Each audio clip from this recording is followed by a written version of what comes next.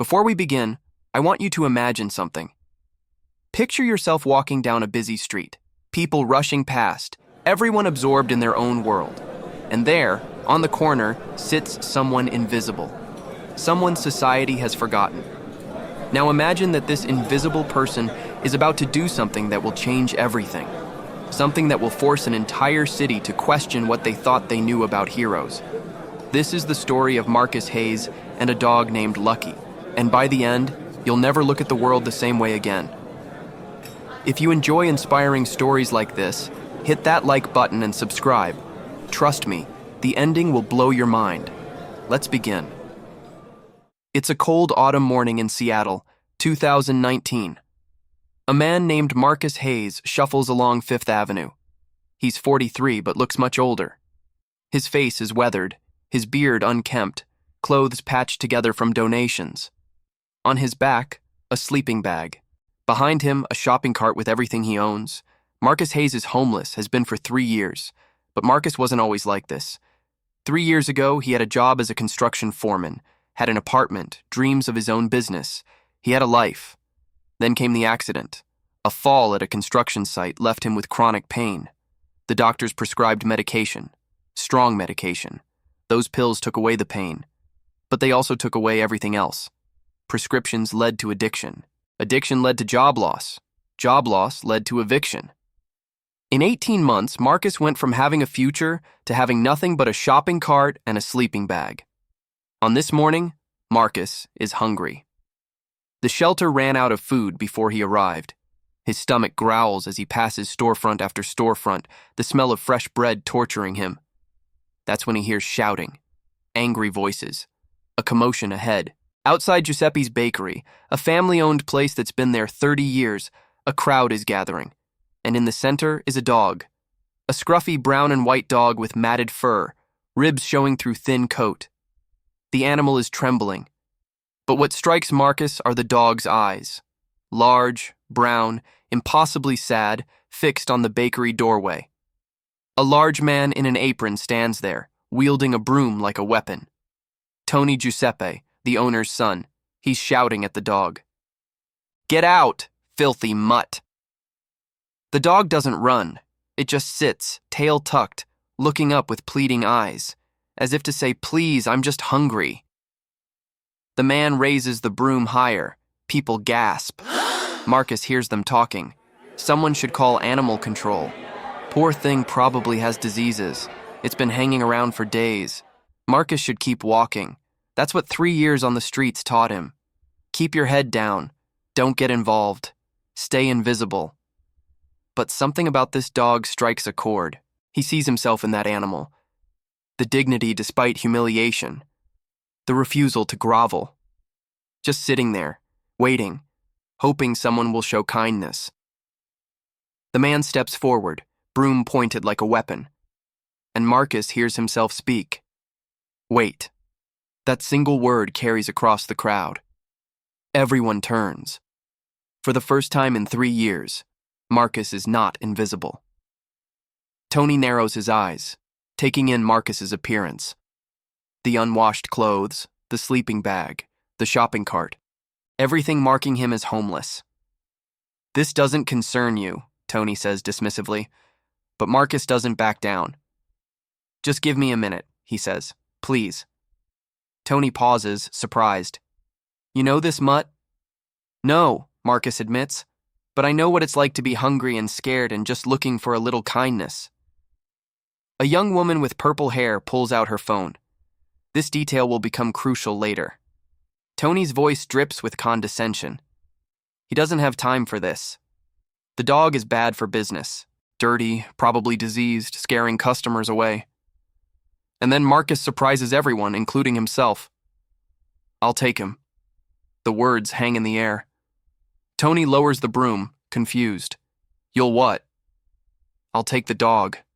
Right now. He won't bother you anymore." Think about this. Marcus can barely care for himself, doesn't know where his next meal comes from, sleeps in alleys, and he just volunteered to care for another living creature. Why? Because looking at that dog, Marcus felt something he hadn't felt in 3 years. Purpose. Tony laughs, a cruel, sharp sound. You're going to care for a dog? You're homeless. You can't even care for yourself. The words cut deep because they're true. But Marcus stands firm. Maybe not. But I can try, which is more than you're doing. Someone in the crowd speaks up.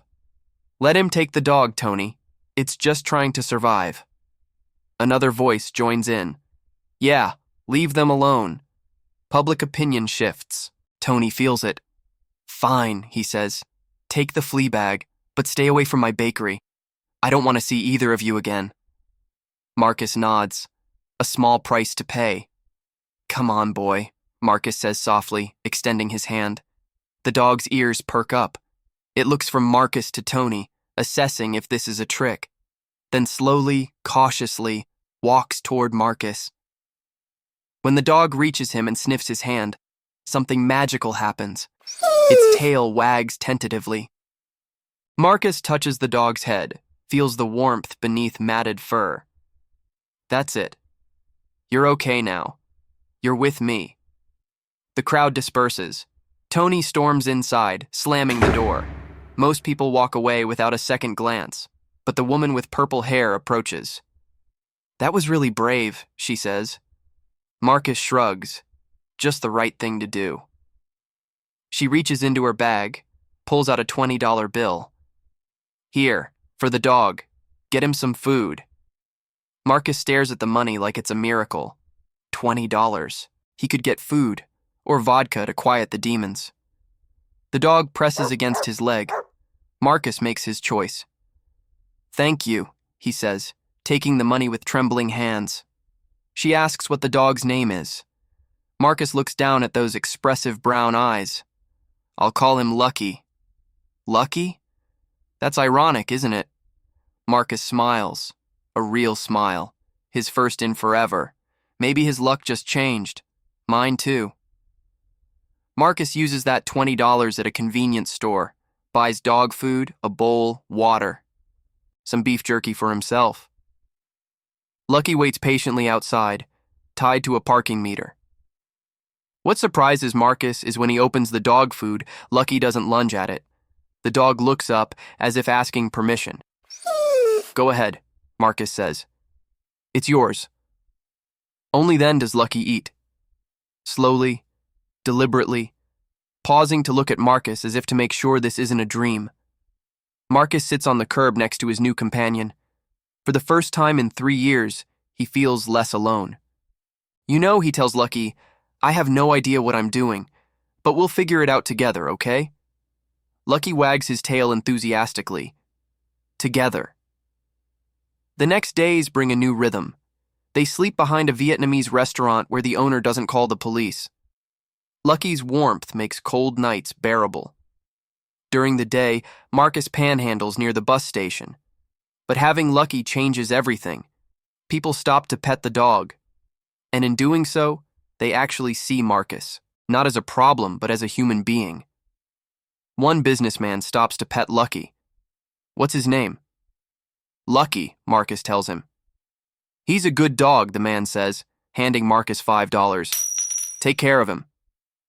But not everyone is kind. Some complain Lucky is dangerous despite never growling at anyone. A security guard makes it his mission to move them along from his territory. Through it all, Lucky remains steadfast, never wanders, never causes problems. He seems to sense Marcus's mood. On hard days, when shame and self-loathing threaten to drown him, Lucky presses close, offering comfort without judgment. You're better than any therapist, Marcus whispers into Lucky's fur. A week later, Marcus takes Lucky to a free veterinary clinic. Dr. Sarah Chen examines him thoroughly. He's malnourished, she says, but healthier than expected. Someone cared for him once. He's neutered, well socialized. This dog had a good home before something went wrong. Story of my life, Marcus mutters. Dr. Chen gives Lucky vaccinations, treats his fleas, provides donated food and a proper leash. You're doing a good thing, she tells Marcus. A lot of people wouldn't. Marcus feels his throat tighten. Lucky takes care of me too, he says quietly. Dr. Chen smiles. That's how it works with dogs. They save us as much as we save them. 3 weeks after rescuing Lucky, everything changes. It's Friday evening. Downtown is crowded with people heading to restaurants and bars. Marcus and Lucky are at their usual spot near a busy intersection. Marcus holds a cardboard sign. Homeless and hungry, anything helps. The day has been decent. Almost $15 collected. Enough for food with some left over. Marcus is packing up, planning to head to the shelter. That's when he hears it. A child scream. High-pitched, terrified, suddenly cut off. Marcus's head snaps up. Across the street near a parking garage entrance, a man is dragging a little girl by her arm. She's maybe 7 or 8, pigtails, pink backpack, crying and struggling. The man pulls her toward a dark sedan. The girl screams, "No! Let me go! Mommy!" Marcus freezes. Every instinct says don't get involved. People like him, on society's margins, learn that helping often ends badly. Police don't ask questions first when homeless people are involved. But then Marcus looks at Lucky. And Lucky looks back. In that shared glance, Marcus finds clarity. "Watch him!" Marcus shouts to a nearby couple, pointing at Lucky as he drops everything and runs. Adrenaline floods his system, erases his pain, his exhaustion. He's 43 but moves like a younger man, construction muscles powering him across the street. "Hey, let her go!" Marcus yells. The man looks up, startled. Tall, 30s, baseball cap pulled low. His eyes meet Marcus's. Pure malice, pure evil. This is a predator. "Mind your own business," the man snarls, grip tightening on the terrified girl. But Marcus doesn't stop. He closes the distance in seconds, launches himself at the man, tackling him away from the child. They hit pavement hard. Marcus on top, fists swinging. The man fights back, landing a punch to Marcus's jaw that explodes stars in his vision, but Marcus holds on. "Run!" Marcus shouts to the girl. "Run and find help!" The girl stumbles, then takes off running toward the crowd, backpack bouncing. The man is strong. Throws Marcus off, scrambles up. Marcus's vision swims. Blood trickles from his split lip, but he forces himself up, positioning between the attacker and where the girl ran. "You're dead," the man hisses. Flash of metal. He's pulling a knife. Marcus knows he's made a terrible mistake. He's going to die here, and no one will care because he's just another homeless person. But then something incredible happens. A brown and white blur hurtles into view. Lucky. The dog has broken free, charged across the street dodging cars, and now launches himself at the attacker with shocking ferocity. The gentle dog becomes primal. Teeth bared, deep growl emanating from his chest. The sound of an animal protecting family. The man stumbles backward. The knife clatters to the ground. Lucky doesn't bite, too well trained, but he harries the man, darting, snapping, forcing him away from Marcus. "Get this thing off me!" the man shouts, genuine fear in his voice. Sirens wail, growing closer. Someone called 911. "Lucky, back," Marcus commands. Immediately the dog retreats to Marcus's side, though he stays between them, hackles raised, ready to defend. The attacker looks at Marcus, at Lucky, at the crowd now recording on phones. He calculates odds, finds them lacking, suddenly turns and runs, disappearing into the parking garage. Marcus sinks to his knees. Adrenaline gives way to shaking exhaustion. Everything hurts. He knows when police arrive, they'll see a homeless man and assume the worst. Lucky presses against him, whimpering, licking blood from Marcus's face. "I'm okay, boy," Marcus whispers, but he's not sure it's true. 2 police cars screech up, officers jumping out, hands on weapons. "On the ground, now!" Marcus raises his hands, heart sinking. Of course, he's homeless. He looks dangerous. The criminal is gone. But then a woman's voice rings out. "Officers, wait! That man saved a little girl. He's the hero, not the criminal." It's the blonde woman Marcus asked to watch Lucky. She's running toward police, phone in hand. "I got the whole thing on video," she says breathlessly. "This man stopped an abduction. The kidnapper ran into the garage. This man is a hero." Officers exchange glances. Uncertainty replaces aggression. One asks if this is true. Marcus, still on his knees, hands raised, can only nod. The little girl, is she okay? She's with her mother, an officer says, and she's saying the same thing. A homeless man and his dog saved her. More police arrive. Detectives. Marcus gives his statement multiple times. Paramedics check him, clean his wounds. Bruised, but okay. Lucky stays by his side, refusing separation even when animal control arrives. He's not going anywhere, Marcus says firmly. He's my dog. To his surprise, police agree. They've seen the video. The woman who recorded it, Jennifer Bradley, shows her video to police. Marcus watches himself tackle the kidnapper. He looks desperate, wild, but undeniably brave. Lucky's charge across traffic is captured too. Even hardened cops seem moved. One officer scratches Lucky's ears. Good dog you've got. Probably saved your life. He definitely did, Marcus agrees. The girl's mother arrives. Patricia Garcia, tear-stained, trembling. When she sees Marcus, she breaks down, throwing her arms around him. Thank you for saving my Isabella, she sobs. I only looked away for a second. Marcus awkwardly pats her back, unused to touch, to gratitude. She's safe now. That's what matters. You're a hero, Patricia says. You and your dog. Marcus shakes his head. I just did what anyone would do. But Jennifer interrupts. No, most people wouldn't. Most would have watched from safety. You put yourself in danger. That's heroism. As night wears on, police finish investigating. The kidnapper's car is abandoned in the garage. A multi-state manhunt begins. This was a predator who'd done this before. And Marcus stopped him. News crews arrive. Local homeless man stops child abduction, a reporter announces. The unlikely hero and his faithful dog saved 8-year-old Isabella Garcia.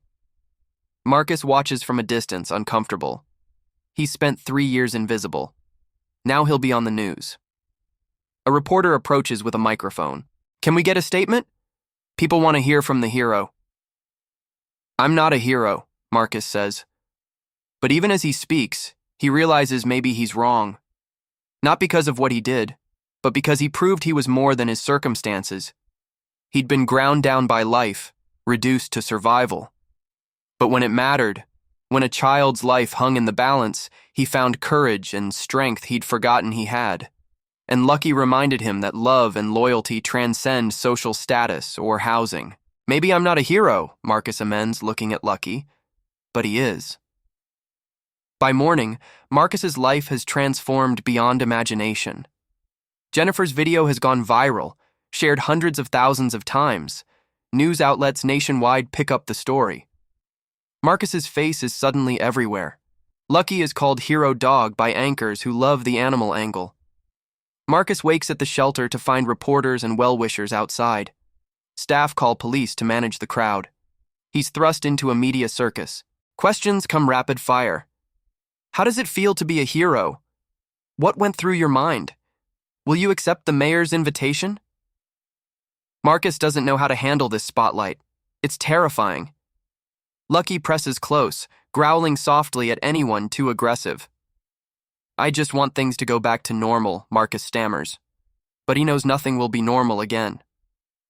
By afternoon, something incredible happens. Jennifer sets up a GoFundMe. Help Marcus and Lucky get back on their feet. The description explains Marcus is a hero who risked his life despite being homeless. It asks people to help get him housing, medical care, a fresh start. Initial goal, $5,000. Within 6 hours, $50,000. By day's end, over $200,000. Marcus learns this from Teresa, a social worker. She tells him to sit down. Nothing's wrong, but it'll be a shock. She shows him her phone. The GoFundMe page. $237,000. And counting. Marcus stares, unable to process it. This has to be a mistake, he whispers. It's not, Teresa assures him. This is real. People want to help. He's reminded them goodness exists, that heroes come from anywhere. Marcus feels tears prick his eyes. He hasn't cried in years, trained himself to push down emotions. But now, facing this unexpected kindness, he can't hold back. He weeps. Lucky, confused, tries to lick away the tears, which makes Marcus cry and laugh simultaneously. "It's okay, boy," Marcus chokes out. "These are happy tears. We're going to be okay. We're actually going to be okay." The offers pour in. A real estate agent offers to help find an apartment, free of charge. A dentist volunteers to fix his teeth. A therapist offers services for PTSD and addiction. Job offers come from everywhere. But most touching is the offer from Giuseppe's bakery. Maria Giuseppe, Tony's mother, the original owner, saw the news. At 78, with iron gray hair and sharp eyes softened by age, she recognized Marcus. She shows up at the shelter carrying a white bakery box. "Mr. Hayes?"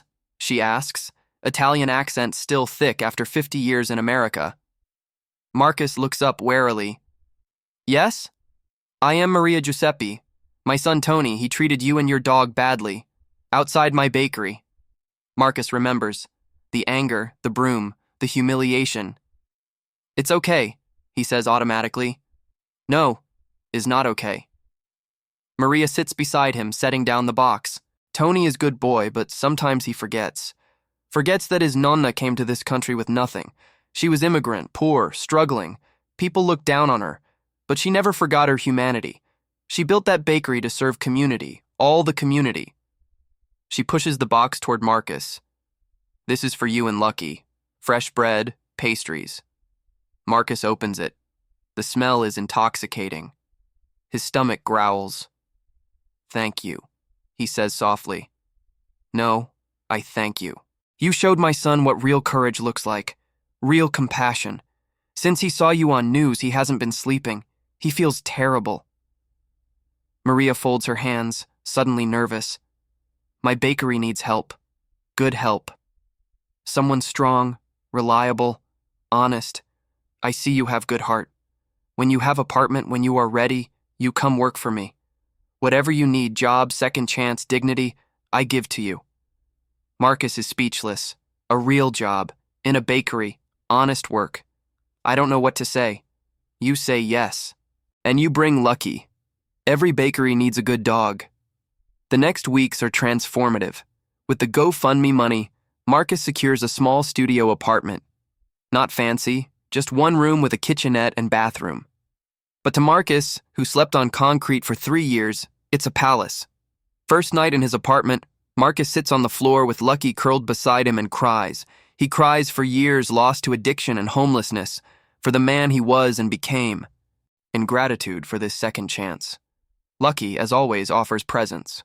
Warm, solid, unconditional. With Teresa's help, Marcus rebuilds his life. Attends NA meetings, works with a therapist, gets his pain properly managed. The dental work transforms him. When he smiles now, there's no shame. He starts at Giuseppe's bakery 3 weeks after moving in. Maria welcomes him warmly. Even Tony, humbled, apologizes sincerely. "I was wrong," Tony says, meeting Marcus's eyes. "I judged you by circumstances, not character. I'm sorry." Marcus shakes his hand. "We all make mistakes. What matters is learning from them. The work is hard. Early mornings, physical labor, oven heat. But Marcus loves it. The smell of fresh bread, the satisfaction of creating with his hands, the dignity of earning honest pay. Lucky becomes the bakery's unofficial mascot. Maria makes him a bed in the corner. Customers love seeing Hero Dog. Lucky accepts attention gracefully, but he's happiest when Marcus finishes his shift and they walk home together. 6 months later, Marcus's life has stabilized beyond his wildest dreams. His apartment is furnished. He has regular employment. His relationship with his estranged sister Carol is tentatively repaired through increasingly warm phone calls. But Marcus hasn't forgotten where he came from. Every Sunday, he packs day-old bread and pastries from Giuseppe's and takes them to his old haunts downtown. Lucky accompanies him, tail wagging as they visit people Marcus once shared the streets with. "Marcus, hey man, look at you." People greet him. "Still can't believe you made it out." You can make it out too, Marcus says, handing over food and sometimes money. There's always hope. But Marcus knows it's not that simple. He got lucky, literally and figuratively. Not everyone who performs heroic acts gets rewarded with viral videos and GoFundMe campaigns. Most people struggling with homelessness remain invisible, so Marcus decides to do something about it. Using remaining GoFundMe money, over $150,000, Marcus establishes the Second Chances Fund, a nonprofit helping homeless individuals and their pets. He partners with Dr. Chen and Teresa, creating a program providing free veterinary care for pets, emergency housing assistance, job training, addiction counseling, and a buddy system, pairing people with mentors who successfully left the streets. The organization operates from donated office space. Lucky, now a certified therapy dog, comes to the office to comfort people going through tough times. You know what the worst part of being homeless is? Marcus tells a reporter doing a follow-up story. It's not hunger or cold or danger. It's invisibility. People look through you like you're not human. What Lucky taught me is, we all deserve to be seen, to be valued, regardless of circumstances. The interview strikes a chord. Donations to the Second Chances Fund flow in. Other cities want to replicate the model. Marcus becomes an unlikely spokesman for homeless rights and animal welfare. But he never lets attention change who he is. Still works bakery shifts, still lives in his modest apartment, still dresses simply. His only luxury is quality dog food for Lucky and occasional pet store treats. You could move to a bigger place, Carol suggests during a visit from Phoenix, their first face-to-face in 5 years. You can afford it now. Marcus looks around his small apartment. The second-hand couch, simple kitchen table, dog bed where Lucky snoozes. This is enough, he says. More than enough. I don't need more space, I need purpose. And I've got that. Carol studies her brother. Still weathered, but no longer hollow. His eyes hold light again. Hope. You've really changed, she says softly. Not changed, Marcus corrects. Found my way back. There's a difference. 1 year after the kidnapping incident, on a cold January morning, Marcus arrives at the bakery for his 5 a.m. shift and finds a man standing outside, peering through the window. Tall, thin, gray hair, glasses. Nice coat, well-maintained. Standing uncertainly, debating whether to knock. Can I help you? Marcus asks, keys in hand. The man turns. His face is tear-stained. I'm looking for Marcus Hayes. I was told he works here. That's me. The man's composure crumbles. He covers his face, shoulders shaking with sobs. Lucky immediately goes to him, pressing against his legs, offering comfort. Marcus unlocks the door, guides the stranger inside, starts coffee. Sometimes comfort comes in warm beverages. I'm sorry, the man says, accepting coffee with shaking hands. I didn't mean to fall apart. It's just, I've been looking for Lucky for 8 months. Marcus feels his stomach drop. What? Lucky. Your dog. He's mine. Or was. The man pulls out his phone showing photos.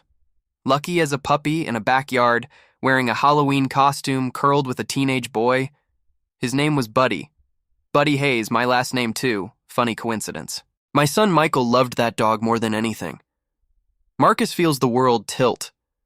Lucky had a whole life before the streets. What happened? Marcus asks, not sure he wants to know. The man, Robert Hayes, tells his story. His son Michael was diagnosed with leukemia at 16.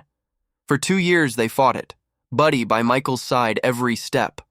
The dog was Michael's emotional support, his companion through chemotherapy, his reason to keep fighting. But Michael lost his battle. Died 8 months ago, 3 weeks after his 18th birthday. After Michael passed, I fell apart, Robert says, voice breaking. Started drinking. One night, left the gate open. Buddy got out.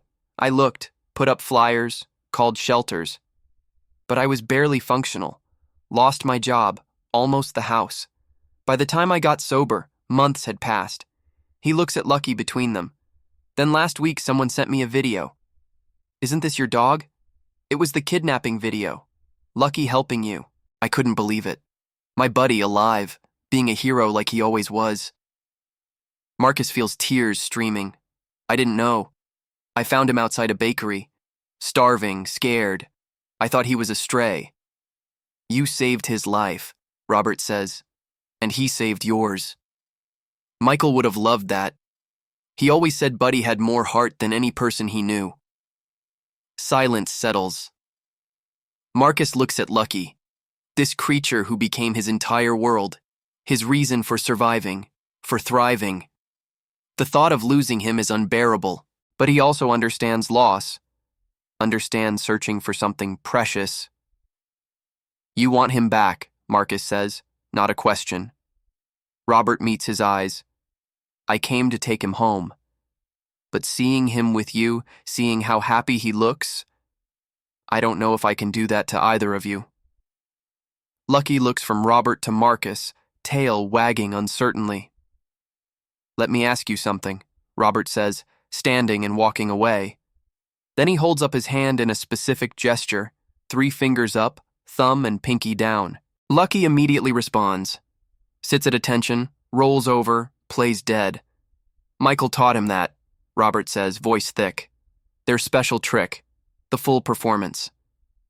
Marcus watches, heartbreaking. This is Buddy. This was Michael's dog. The dog had history, family, a boy who loved him. I can't keep him from you, Marcus says. It wouldn't be right. He was yours first. Robert studies Marcus, then slowly shakes his head. No, he was mine. But he's yours now. You gave him a second chance. Showed him kindness when he had nothing. That means something. But your son, my son, is gone. Keeping Buddy wouldn't bring him back. Michael would want Buddy happy, loved, purposeful. You've given him all that. So what do we do? Marcus asks, feeling lost. Robert thinks, then smiles sadly. We share him. I'd like to visit. Spend time with Buddy. Tell you about Michael. And maybe you tell me how you became heroes together. I'd like that, Marcus says, relief flooding through him. And, Robert adds, I'd like to donate to your Second Chances Fund. What you're doing, helping people and pets, that's exactly what Michael would have supported. He had the biggest heart. Like his dog, Marcus says, scratching Lucky's ears. Like his dog, Robert agrees. From that day, Robert becomes a regular presence. He visits every weekend, taking Lucky for walks, bringing treats, sharing Michael's stories that make Marcus laugh and cry. Through Robert, Marcus learns Lucky was trained as a therapy dog before Michael's death. That explained his calm demeanor, ability to sense distress, gentleness with strangers. Lucky hadn't stumbled into heroism that day. He'd been trained for it, spent years comforting a sick boy. The relationship between Marcus and Robert is unexpected but profound. 2 men who hit rock bottom, one through addiction and homelessness, one through grief and loss, who found their way back with help from a remarkable dog.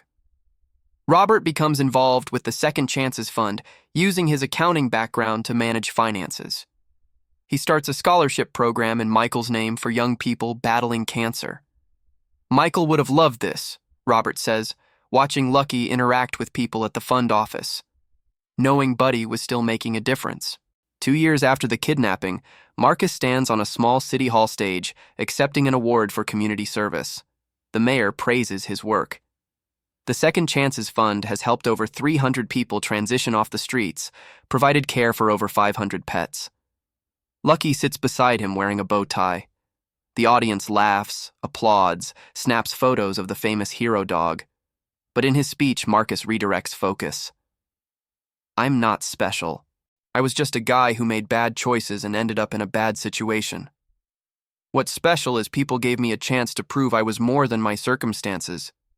Lucky did that, saw past dirty clothes and shopping cart, and recognized another soul in need. Then so many of you did the same. He pauses, emotion threatening to overwhelm him. There are thousands in this city right now just as deserving of compassion, of second chances, of being seen as human beings. They're not all going to stop kidnappings. Most will live and die without doing anything newsworthy, but they all have value. They all matter. If we remember that, If we look at someone society wrote off and see potential instead of problems, we can change everything. The standing ovation lasts 3 minutes. Marcus's story doesn't end with an award or even documentary.